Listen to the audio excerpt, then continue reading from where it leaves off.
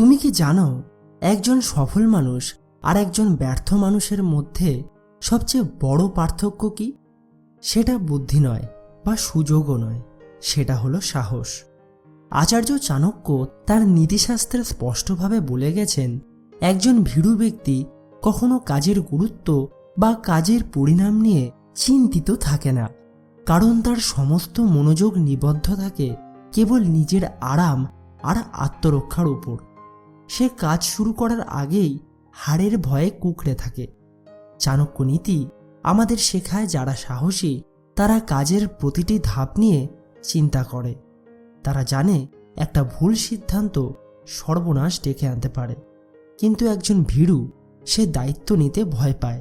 সে অজুহাত খোঁজে, সে বলে এখন সময় ভালো না, অথবা আমার দ্বারা এটা হবে না। আসলে যে ব্যক্তি নিজের লক্ষ্য নিয়ে সিরিয়াস নয়, সেই হলো প্রকৃত ভীরু। তার কাছে কাজ মানে কেবল সময় কাটানো, কোনো বড় পরিবর্তন আনা নয়। সে ভবিষ্যতের কথা ভেবে ঘাম ঝরাতে চায় না, বরং বর্তমানের অলসতাকে আঁকড়ে ধরে থাকে।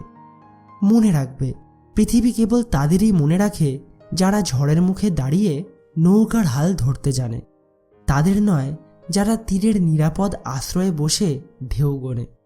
আচার্য চাণক্য বলতেন, ভয়কে তখনই ভয় পাওয়া উচিত যতক্ষণ না সে তোমার সামনে এসে উপস্থিত। যখন ভয় সামনে এসে দাঁড়াবে তখন তাকে আক্রমণ করো।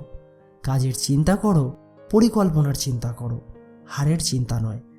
তাই আজই সিদ্ধান্ত নাও, অজুহাত দেওয়া বন্ধ করো এবং নিজের কাজের প্রতি দায়বদ্ধ হও। ভীরুতা একদম ঝেড়ে ফেলো, কারণ ইতিহাস সাক্ষী আছে কাপুরুষরা কেবল ভিড়ের অংশ হয়, কিন্তু সাহসীরাই ইতিহাস লেখে।